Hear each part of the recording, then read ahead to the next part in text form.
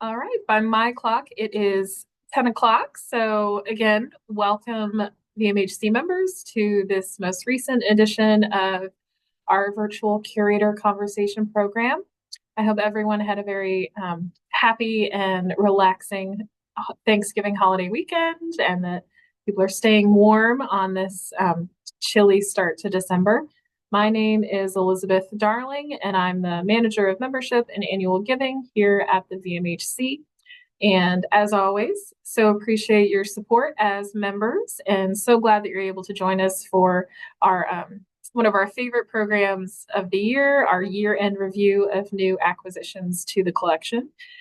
A bit of housekeeping before we get started. We will have time at the end of the program to answer questions, read through any follow-up on objects that the curators discuss in this program. If you have thoughts or questions throughout the program, please feel free to add it to the Q&A section of the Zoom or in the chat, and we'll get to as many of those at the end as we can. If you're having any technical issues, go ahead and let us know in the chat, and we'll do our best to troubleshoot that with you. And without further ado, I will pass it along to our curatorial team. So Andy, take it away. Thanks, Elizabeth.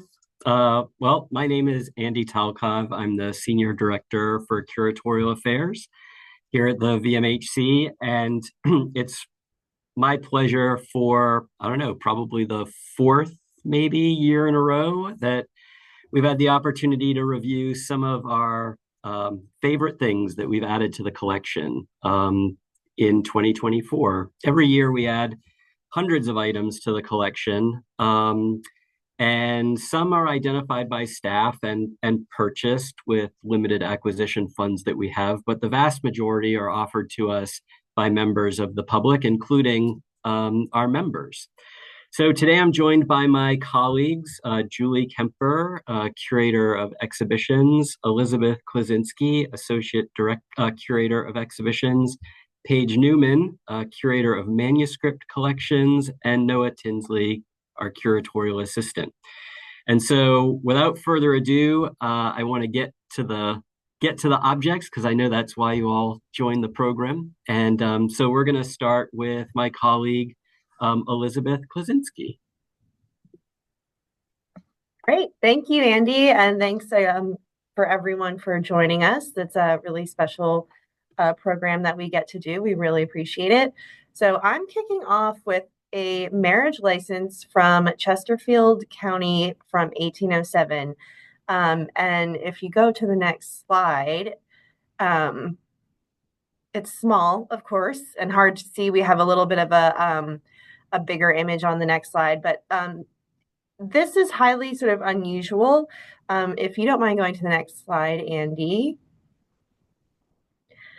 This is from a free Black woman named Molly Mayo. This is her basically testimony saying that it is my wish to be lawfully married to Andrew, a free Black man, and request that a license be issued for that purpose, for which this shall be your warrant. And you can also see that she probably did not know how to write, so she made her mark. This was probably written in the Chesterfield County Courthouse. We actually don't really know. But it's a pretty fascinating little document. It's evidence of the way that free Black Virginians were using the court system. They were showing up in courts and in the legal system, which is a narrative that we don't really see that much about. I'm really interested in this particular piece. I'm currently working on an exhibition called Unbound, Free Black Virginians, that will be opening in June 2025. So this will most likely be in the show, just talking about, again, free Black interaction with the legal system and also family formation, and really exploring the lives of people that we don't really know that much about in the public narrative. So that is what I have for this one, and I will move on to our next presenter. Hello, everyone. My name is Paige Newman. I'm the curator for Manuscript Collections, and we are going to talk about Edwards Virginia Smokehouse. So, Andy, if you could, next slide. Thank you. So, S. Wallace Edwards Jr. was captain of the ferry boat Captain John Smith for the Jamestown, Scotland ferry, owned by his father-in-law, Albert F. Jester. Jester made the first automobile ferry crossing the James River in 1925. The ferry boat was 60 feet long and could carry 16 Model T Fords. So as Edwards ferried people along the James River between Surrey County and Jamestown, there were no restaurants in the area, so he began selling ham sandwiches to hungry passengers. The ham was cured by his family on their nearby farm. Folks enjoyed the ham so much, he decided to go into the ham business and opened Edwards Virginia Smokehouse in 1926. Edwards Virginia Smokehouse cured country hams, bacon, and sausage. And the craft of traditional curing techniques had been passed down through generations of the Edwards family. Sam Edwards, the third generation, became involved in the family's business at an early age and in the late 1970s took charge of the company. Next slide. And unfortunately, in 2016, a fire destroyed the Edwards processing plant. Sam Edwards partnered with friends in the industry to keep the company going. And in 2021, he realized rebuilding the plant was not feasible and sold the business to Berger's Smokehouse in Missouri, which continues to sell Edwards Virginia Smokehouse products. Next slide, please. Most of the historic documents and papers were destroyed in the fire, but some of the objects remained. So these are some of the items that are in our collection. There's a variety of ribbons awarded by the State Fair of Virginia and the Little International Ham Show. Virginia ham or Edwards of Surrey County wooden box used for storage and shipping of Edwards products. An ice cream, which is not pictured here, unfortunately, an ice cream scoop and hand press used for making sausage patties. And then various bags for hams sold by Edwards. And also not pictured is a sausage making bench. And some of the earlier photos that were in the last two slides, thankfully, there's a digital file of photographs that we have. So that's it for Edwards Ham. I'm going to hand it over to Julie. Hello, everyone. I'm Julie Kemper. I'm an exhibitions curator. Excuse me. And one of the objects, excuse me, that was fine a minute ago, right? One of the objects that has come in this year is a 19th century clock, and it features a painting of Natural Bridge in Virginia. You'll go to the next slide, please. There we go. The clock was owned and used by the Woodson family of Newport News. The style of clock is called scroll and column, and it was the style was patented by a man named Eli Terry.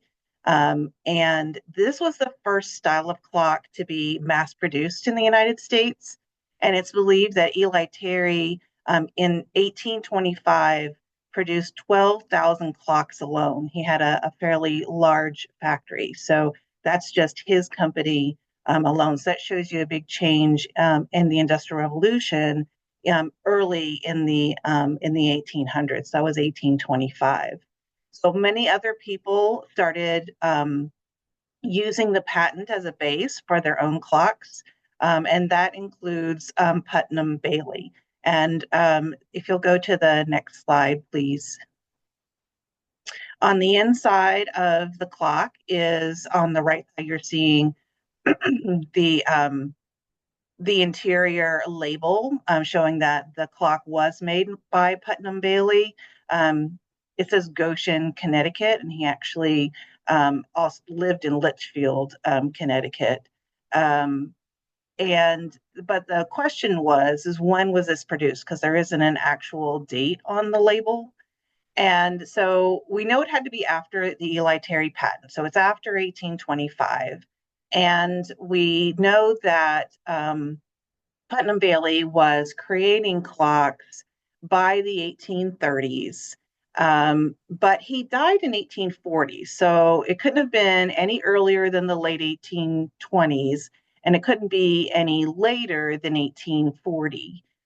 It's also interesting that when he died, the listing of what was in his home and his business lists lots and lots of different pieces to make the clock. So he wasn't creating these things from scratch. He was buying the pieces and putting them together to make the clock, and then selling them. He actually had a jewelry store in one time, a general store, and that's where he was selling them. The clock on the left there is actually one of his other clocks. And I particularly want you to notice the image on the glass.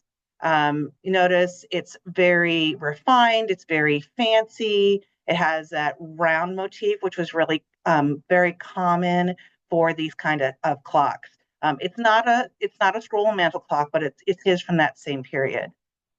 And if you go to the next slide, please. However, the clock that we brought in has the image of Natural Bridge. On the left, what you're seeing is the back of that image. Because this was onto glass, the painting was done backwards. It's reverse. So normally people paint, they put in the background and then they add on to the foreground. When you're painting on the back of glass, you have to do that the opposite way, which you can imagine is pretty hard. Also notice that it's just a painting. There's no extra decorative pieces. It's not a circle or any kind of frame. And it's, although it's much better than I could paint, but it's still pretty amateur looking painting. So the other thing to notice is that if you look at the area around that glass piece, if you look at the pieces of wood that are holding the glass in, you'll notice there's some damage there, which happened over time, but also that the pieces of wood don't really match. Some other evidence to try to date this clock is to look at the painting itself. I'm sorry, Indy, would you go back to that first slide? I should have put a second image of it here. So if you'll notice on the clock, on the right-hand side of the painting, there is a little towpath or walkway and a railing on the right-hand side of Natural Bridge. And if you'll go to the last slide again, please. So when we look at pictures of Natural Bridge, the one in the middle there is actually dating from 1860. And you'll notice that there's no railing at all. The image on the far right shows a railing, and that's 1905. So my theory is that although the clock was probably built in the late 1830s, that this glass painting was actually replaced what was there. Either it was broken or they chose to replace it sometime in the late 19th century. Now, the family has no knowledge of that. She just said it was passed down through her family, and that she believed that it was the clock. She was told the clock dated to the 1700s, which is clearly not correct. But I think it's the most interesting part of this particular donation is the mystery of the painting of Natural Bridge and clearly tying it to Virginia. And that's what I have. Hello, everyone. My name is Noah Tinsley. I'm a curatorial assistant here, and I'll be presenting on a family scrapbook of a Greek and Turkish family, the Theophanos and Athanasiou family. A quick note, the names for this family are very discrepant. Almost every document I found spells things a little bit differently, which is kind of interesting and common for a lot of immigrant families. You can go to the next slide. So this is the cover here on the left it's like a copper engraving of the Parthenon in Greece. And there are 10 leaves inside this scrapbook and a total of 61 photographs running from the early 20th century to about the 1980s. This family came they were born in Turkey but left out of Greece, came through New York and settled in Richmond in the 19 teens. Over here we have, from left to right, Stamate, who was Merope's father, and Merope married Theodore, who was on the far right, and had their 4 children, who are kind of in the middle, and then little Billy is on Merope's lap there. And this collection, it could use some conservation because a lot of the photographs are sort of loose in there, and we need to kind of secure them. And that's something that happens with a lot of our new acquisitions, is we'll have to make some modifications to ensure that they last. And you can go to the next slide. So something I find really interesting about this collection is it shows the Americanization of an immigrant family. So you can kind of see the mixture of American culture and sort of Greek and Turkish culture. The reason I am interested in this particular photograph, so that's Stamate, that's Merope's father, who came and joined the family later, I believe in the early 40s. But on the back of his photo, you can see it says Papa Athos. Athanasu was sometimes shortened to Athos like that. And this is really cool because it uses a mixture of traditional like Latin script that we would use, but also the Greek symbol pi to say Papa. So it's sort of 2 alphabets to say one thing, which I think is really cool. And you can go to the next slide there. And also this family was really involved in the Greek Orthodox Church in Richmond. It might be hard to see here, but I've circled in red, that's Theodore over there on the left side. Another interesting thing about this photo is you might notice in the back there are the Greek flag on the right-hand side of that doorway, and then the American flag on the left side. And that kind of shows like this, retaining of the home culture while also adopting aspects of Richmond and of America. You can go to the next slide. And this kind of gives you a sense of how things are laid out within the notebook. This family also owned and operated the Star Cafe in Richmond. And they also owned another small cafe. And and so their whole family, I mean, Merope and the children would work as cashiers at the cafe. And Theodore and his sons also were drafted into World War II. And I also wanted to make a plug for We the People, which is an exhibition we have coming up in 2026, in March of 2026, on immigration to Virginia, starting from the founding of the nation until the present day. And so you can look out for this object and many other stories like this. And I've been working on that with Julie Kemper, who you just heard from. So go on to the next object. Thanks. Thanks, Noah. One thing I'll just mention before moving on to the next object is that Julie and Noah are, actively looking for objects associated with Virginia's immigrant stories. So if you have something in your collection that tells, a compelling story about your own family's journey to come to the United States, you might want to reach out to us and let us know. So one of the things that, so I have 2 political related objects that came in, which may be no surprise in like a significant election year. So I hope you have a little more bandwidth to hear stories about Virginia politics. The first story is actually connected to a much larger collection. Like our collections include, hundreds of objects, maybe thousands of objects associated with election history. So pieces like this button that was worn to commemorate George Washington's inauguration in 1789 is one of our earliest pieces of political ephemera. And the little around that is the chain called the chain of states. So it represents the union of states. And we have ballots like this 1860 election ticket for the Republican Party in Virginia, featuring Abraham Lincoln, who, spoiler, Abraham Lincoln did not carry the state of Virginia during the 1860 election.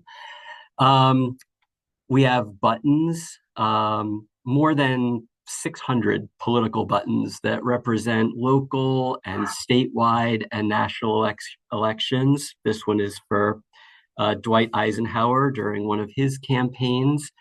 And I will say that a lot of our political materials were donated by Dr. Alan Frey, who spent, a lifetime collecting these items and organizing these items, and we're very grateful to him for making a donation of so many significant political items. And then, some things are found, like this rock painted with a portrait of Donald Trump that was found in 2007 outside a polling place in Midlothian. And I'll also say that we have yard signs and advertisements, even a voting machine that was used in Virginia Beach in the 1960s and 70s. And so it's very clear that, many of the items in our collection, they tend to feature candidates, but far fewer of the items in our collection tell the stories of the thousands of people who actually work at the polls to ensure that our elections are conducted fairly and lawfully. So it was really exciting when we were offered this election button badge from James City County. So the badge itself is at far left of this image, and it's nearly a foot long and represents 20 dated and labeled bars that were each issued after a particular election. And this belonged to Eric Colson, who started volunteering after he retired after a military career. He started as a poll worker in 2005, working the poll books. And then he became the assistant chief officer at Powhatan A precinct and served there until 2019. So in all, he participated in 25 primary, special, and general elections. One of the nice things about working with donors of objects that are more contemporary is that you get to hear the stories from them firsthand about these objects. And he said that he wore this badge during election day until about 2010, which gets you about 6 ways, six pins down on the chain. And then he said it became too heavy and awkward to wear. So he would put it on the table so that people could see it. And these badges, obviously for dedicated poll workers, are quite significant. And I think it's really nice that they're able to show people how dedicated they are to our electoral system. He also mentioned, as you can imagine, that the days start really early. So I know that usually elections, the polls open at 6 a.m. But the election workers are there, sometimes at 4:30 in the morning. And even though the polls close, they're there till 11 o'clock at night, even longer in some elections. And so as the assistant chief, he ensured that the ballots were all checked, that the write-in votes were counted, and that everything was sealed in boxes to be made official. Obviously there are memorable elections over the course of the nearly 15 years that he served at the polls. But it's funny the things that people really remember. And so his most memorable election was the primary in August of 2011, when we had, some of you may remember, a really significant earthquake that he said shook the ceiling tiles in the space for about, he thought it was lasted about 20 seconds. So, so these are, nice memories that people have of these events. And we're really grateful to Mr. Colson for his service and for sharing his story with the Virginia Museum of History and Culture. And of course, I suspect that our polls are always looking for volunteers, and so you can register to volunteer to be a poll worker, and start a collection of your own of poll badges. So now we can go back to Elizabeth for the next piece. Great. So this is one for all the cat lovers out there, of which I proudly count myself a member of that group. We had a Chessie scarf donated earlier this year. Andy, if you don't mind going to the next slide.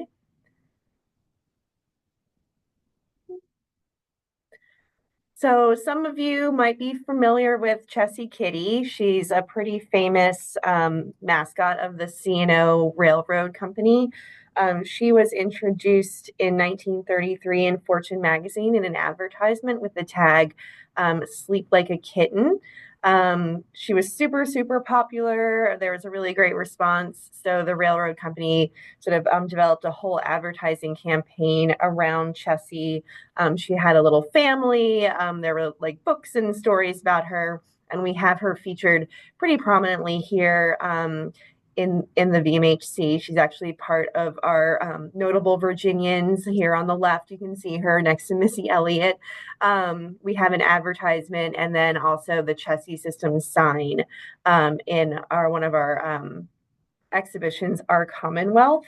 So the C&O merged with the Baltimore and Ohio and Railroad and Western Maryland Railway in 1972. And the newly formed company was sort of called the Chessie System. She's not used necessarily now in modern advertising, but she's still definitely part of that company's culture. So if you don't mind going to the next slide. This is unofficially the cutest thing that we took in this year. I'm biased, but it is a little Chessie scarf. So the donor's father was the designated physician for the railroad in the Newport News area. And she received this scarf from her father as a Christmas gift in 1958 when she was 8 years old. So it's just a really fun little addition to our collection. I think it shows advertising history, company history, but also just really, really precious and adorable. So hopefully we will have the Chessie scarf out at some point. But again, she is all over our museum. So if you are a Chessie fan or a cat fan, come check her out. That's what I got. All right, back to me. So as I said, I have two political items to talk with you all about today. The first was very contemporary. This one is from the 1880s. And so just a little backstory. So in the 1870s, Virginia's political landscape had changed significantly, particularly with the influx of the participation of Black voters in our democracy. And one of the things that Virginians were debating during this period was how to pay about $46.5 million in state debt that had been accrued before the American Civil War. A lot of that money was paid for internal improvements like railroads, canals, road building, and a lot of those investments had actually been destroyed during the war. So there were sort of two factions thinking about this. One faction of conservative voters called the funders did not want to reduce the debt. They wanted to pay the debt as it existed so as not to hurt Virginia's standing with creditors. And what this did is this policy resulted in high taxes, and in order to pay the debt, they defunded a number of state programs, one of which was public education. And so by 1879, a new radical political faction known as the Readjusters, you can see one of their election tickets at the far left of the screen. This is an election ticket from 1880, which references the election referred to in this letter that I'm about to tell you about. And the Readjusters saw the debt payments as threatening these state programs. Among many African Americans, they felt like paying a state debt that they did not participate in creating was patently unfair. And so, led by a former Confederate general named William Mahone, the Readjusters joined a very unique group of voters in Virginia. It was white farmers and working people. It included Democrats and Republicans and Black voters all together in this party, which was pretty radical at the time. So you can see a couple of items that occur later in the story of the Readjusters, because they were very successful. In 1879, they won the majorities in both houses of the General Assembly.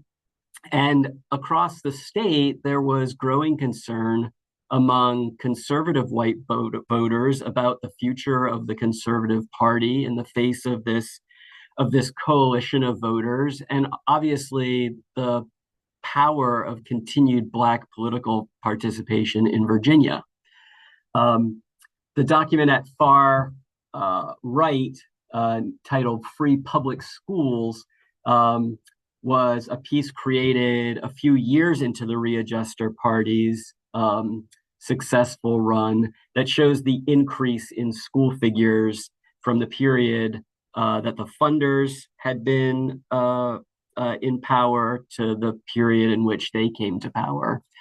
So the letter that recently came into our collection was written by former Confederate General Joseph E. Johnston. He's the fellow that is pictured on the right. Johnston was in Congress at the time, and he wrote to his friend, William F. Baldy was his nickname, Smith, who was a former United States general who served during the Civil War and was a member of the Democratic Party, and was then in New York City serving as the president of the Board of Police Commissioners. So in the letter that you can see here, Johnston begins by describing Smith as mi amigo, and he begins by describing his confidence that his district, his representative district, which included Richmond, would certainly vote Democratic for the Democratic candidate for president, who at the time in 1880 was former U.S. General Winfield Scott Hancock. And Johnston comments to his friend about how the votes for the electors for president would be split between the Republican Party and the Readjusters. And so at the bottom of the first page, the left page of this letter, and the top of the right page of this letter, Johnston describes very clearly not only what the effect could be of having the Republican Party divided between readjusters and Republicans. But he also writes this. He says, this will make Mahone's party, this is the readjuster party that was, again, organized by a former Confederate General, William Mahone, decidedly weakest of the three. And he says, and nothing can now hurt us in the state but such money contribution by the Republican Party as will pay the poll taxes of the Negroes of the state. He says that payment is a necessary qualification to voting. And he said, our party is confident, therefore.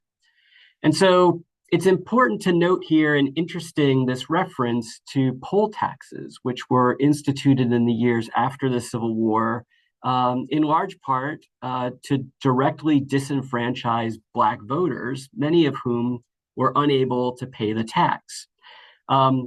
What's interesting about the poll tax is that it also disenfranchised poor white voters who also couldn't pay the poll tax, which in Virginia politics at the time was not a totally undesired effect, because in essence, it kept political power out of the hands of Black voters and in the hands of elite white politicians.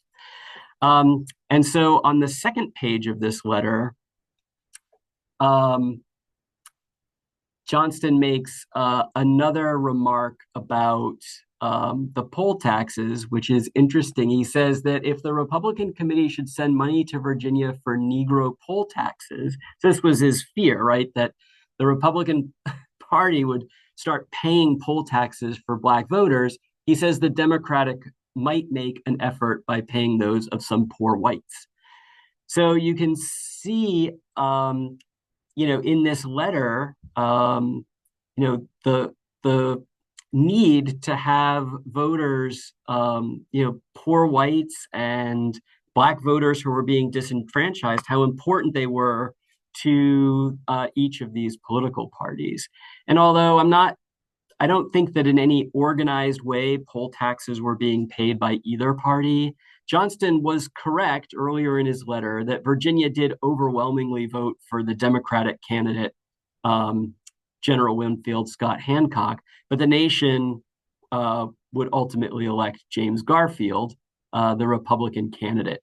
And when he wrote this letter, Johnston couldn't have predicted was that the readjuster party would be remarkably successful in the coming years, and that in 1881, the following election cycle, its candidates won all the statewide offices and a majority in both houses. And so the readjuster party made significant inroads. They readjusted the state debt, they funded public schools, and they abolished the poll tax. And that year, 1881, likely represented the peak of Black political participation in the decades after the war. Because what happens immediately after that is fear-mongering. And so the Conservative Party begins to latch onto the idea that many white voters would not like to see the state controlled by Black voters. And so they raised fears of racial equality, and by doing so, were able to regain control of the Virginia political scene. They reinstituted the poll tax and continued to restrict Black voting rights, well into the 20th century. The effect continued. So this letter is really a wonderful addition to the collection as we try to understand the remarkable story of the Readjuster Party and the story of Black political participation in the 19th century. And so now we'll move on to my colleague, Paige Newman. Thanks, Andy.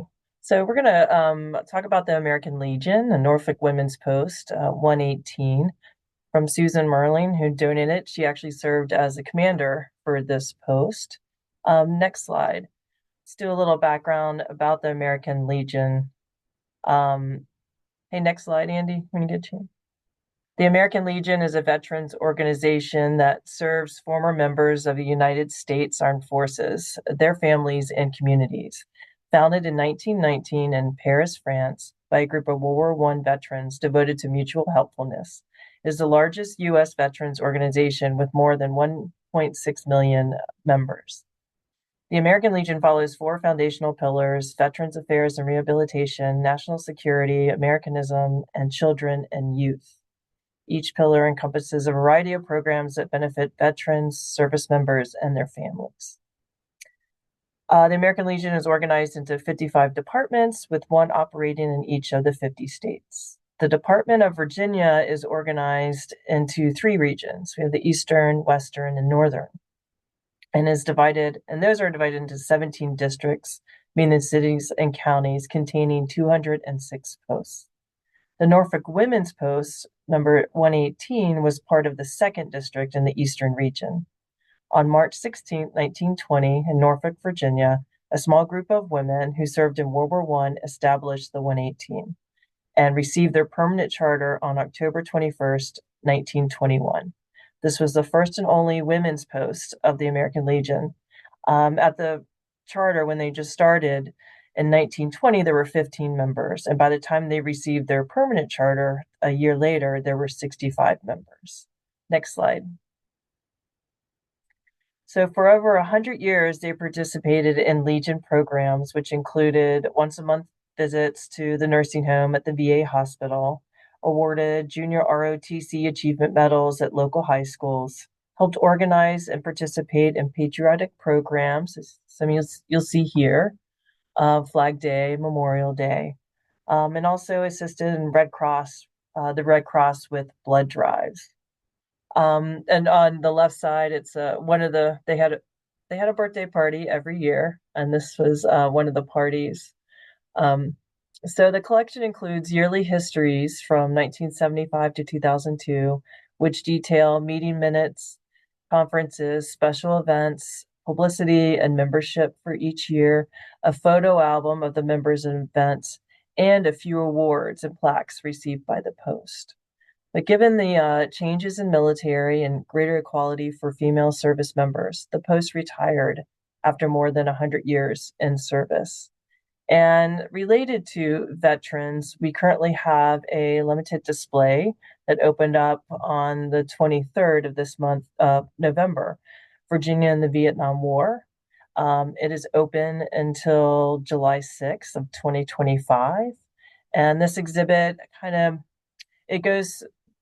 it shows what veterans, military, veteran families, Vietnamese immigrants and refugees, and activists, what these people carried emotionally and physically.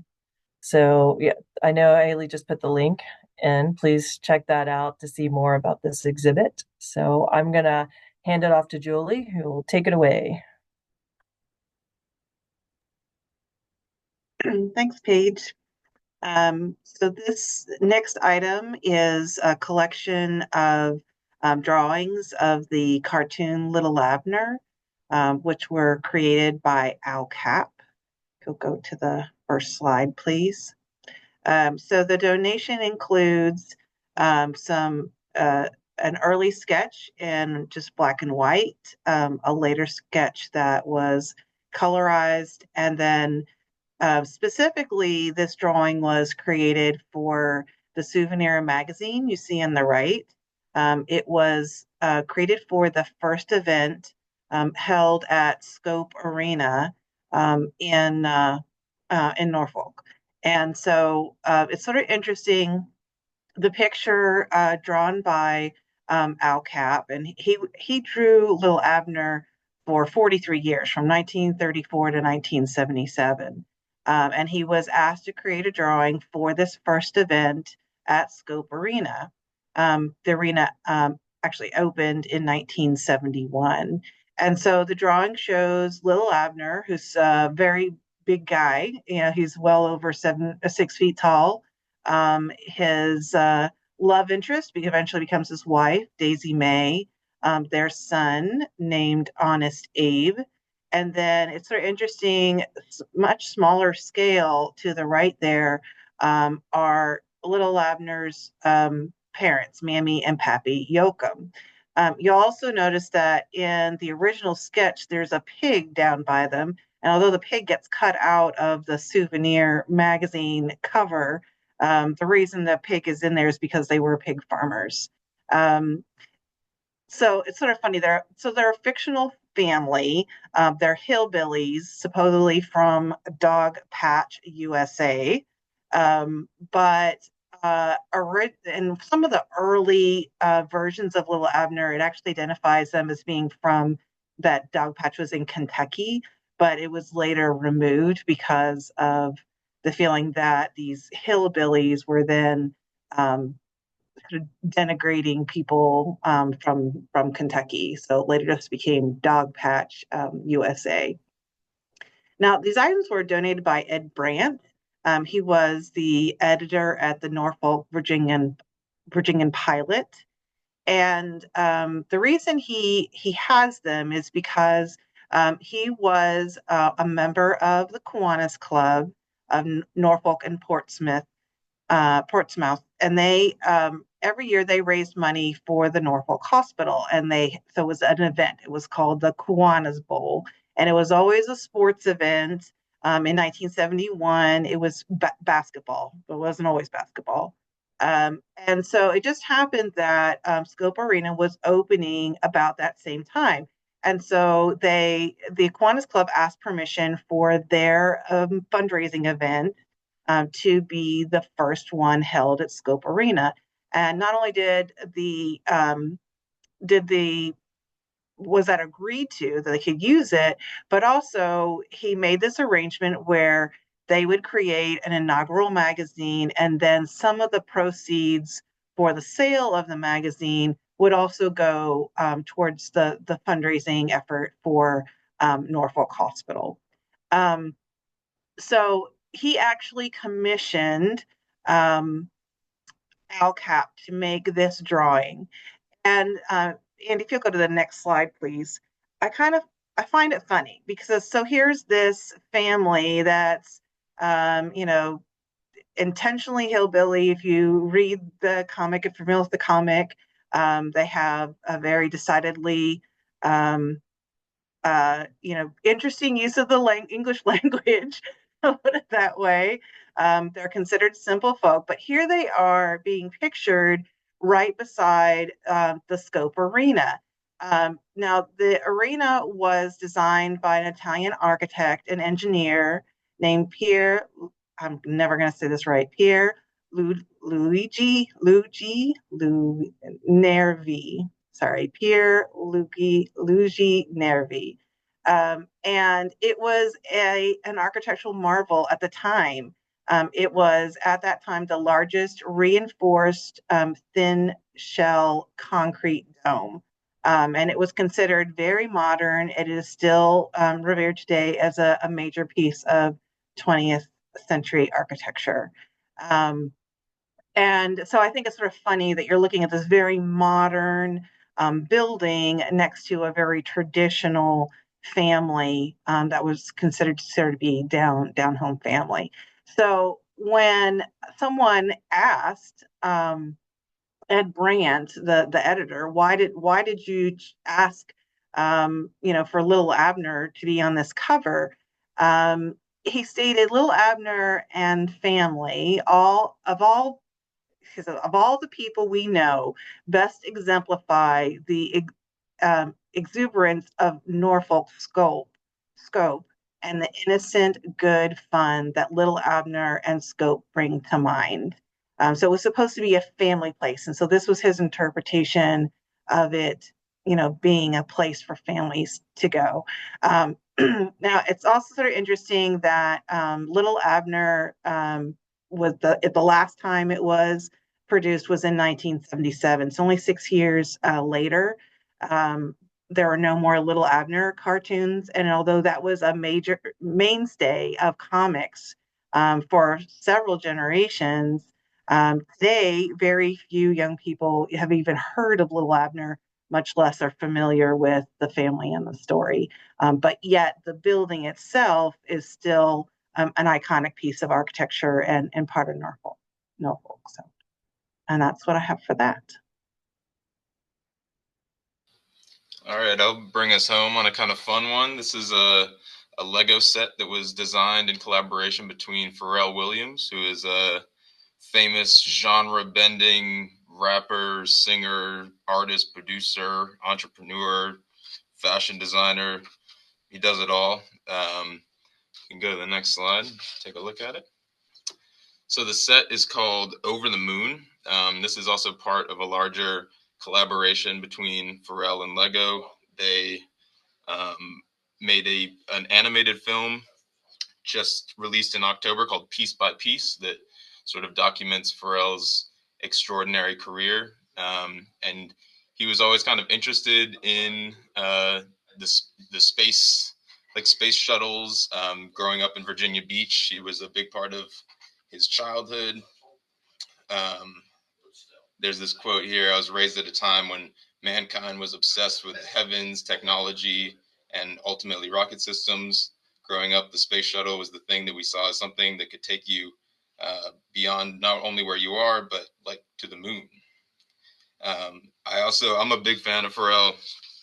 He has a song called Lavish that was released in 2005 where he says, "If you look in the sky and you don't see your dream, man, don't feel defeated, because trust me, you can build it," which I think is sort of foreshadowing this. And this is kind of a cool thing because this set was just released in September, and a reminder that history is always ongoing and history is happening now, and that we're actively collecting not only the old things, but the new things as well.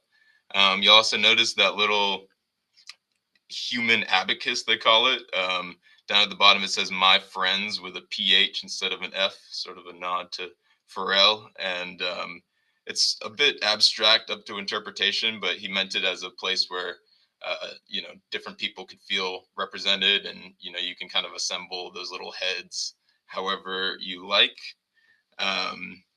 And this also is a time for a plug for our Traveling Bricks exhibit, which is open now, right downstairs, and it is open until January 5th, and it has over 100 models of various vehicles, spaceships, cars, things like that, and a big Lego pit at the end where you can build your own creations.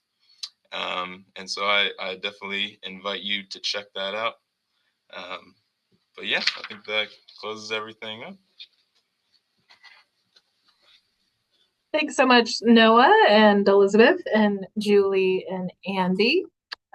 We so appreciate you, and Paige. So appreciate you sharing just a bit of everything that we've collected this year. And as I hope our members have learned from the program, we are continually collecting. So if there's something that you have or that you know of that you think might be a good fit for the museum, definitely reach out.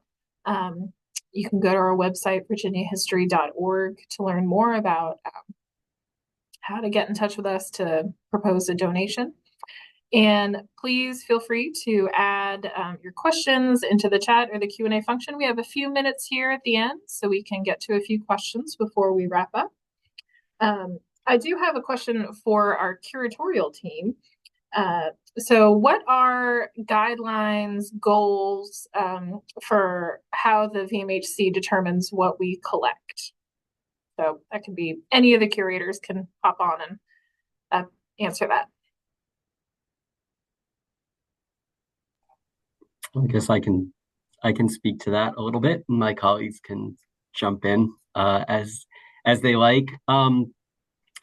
Well, so one of the things about our collection, which numbers, more than 9 million items, is that there are areas where our collections are very deep, like the American Civil War, for instance, and our collection is very broad, but there are areas that are significantly lacking. So in general, we're focused on trying to fill gaps in the collection.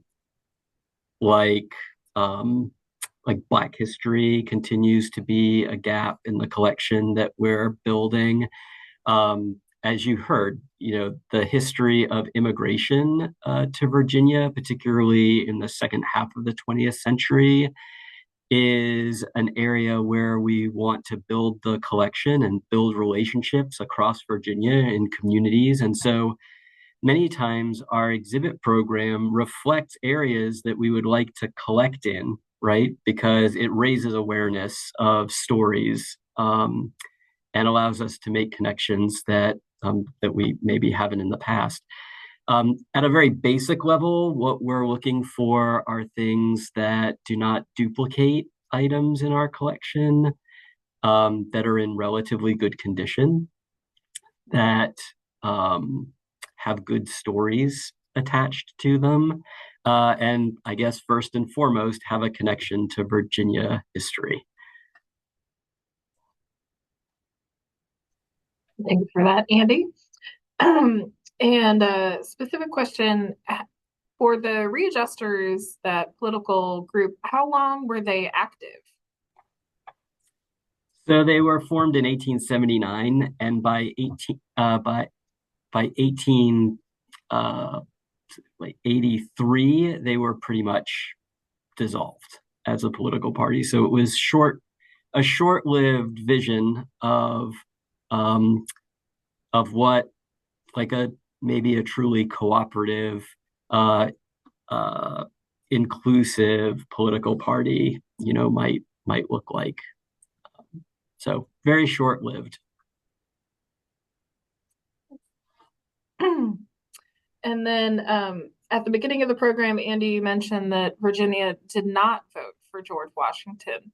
So the question then becomes, for whom did Virginia vote, if not for George Washington? Oh, no, I was talking about, I think I mentioned Abraham Lincoln that we did not vote for. Sorry. Oh no, Virginians were all about George Washington. So good. there was no question about that. Excellent. And this is a general question. What was the largest item that we've acquired this year? And then what was the smallest? And largest, I think, could be, weight, or could also be dimensions.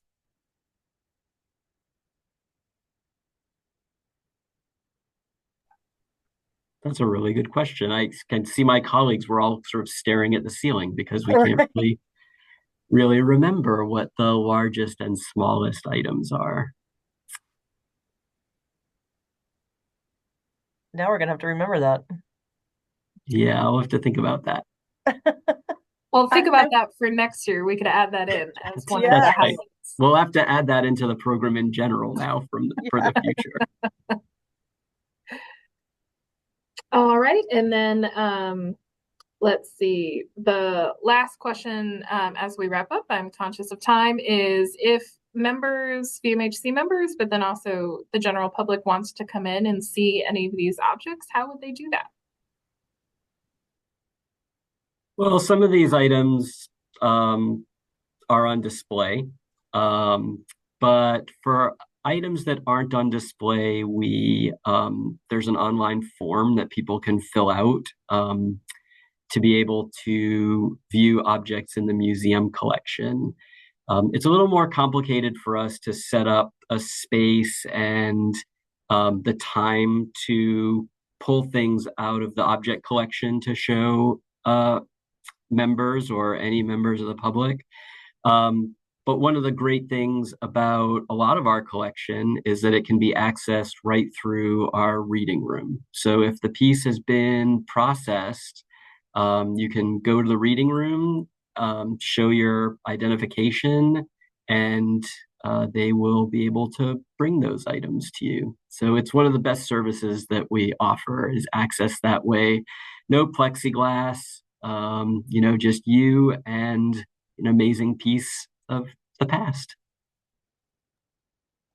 Yes, I second it. That's an amazing thing that we offer here at the museum. So encourage all of our members, if you haven't been into our research library in a while, it got a full facelift during our construction a few years ago. So it's definitely a lovely place to visit. And if you just need a quiet moment, you can also hop in there. As we wrap up, again, thank you to all of our curators for the program. I'm going to give you a few updates of upcoming events to mark your calendars. As Noah said, our Traveling Bricks exhibition will be on display through Sunday, January 5th. If you haven't been in, bring the family, bring the kids, bring your neighbors' kids, bring your grandkids, nieces, nephews. Everybody's having a great time in there. And of course, as members, your admission to the Traveling Bricks exhibition, along with all of our exhibitions, are always free. You can pre-register for your free tickets online at virginiahistory.org. And then mark your calendars. Our next virtual curator conversation will be a virtual preview of our upcoming special exhibition, of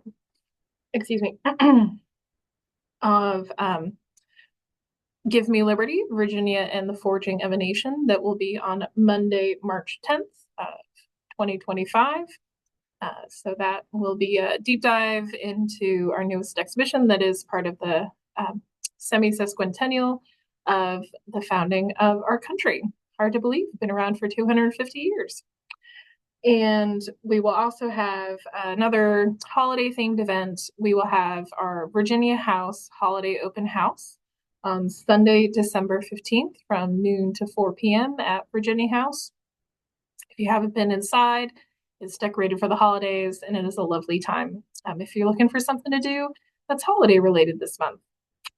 Again, thank you to all of our members for your continued support. Everything we do here is possible through you. And from all of us at the VMHC, I hope you have a very warm and happy holiday season. Take care.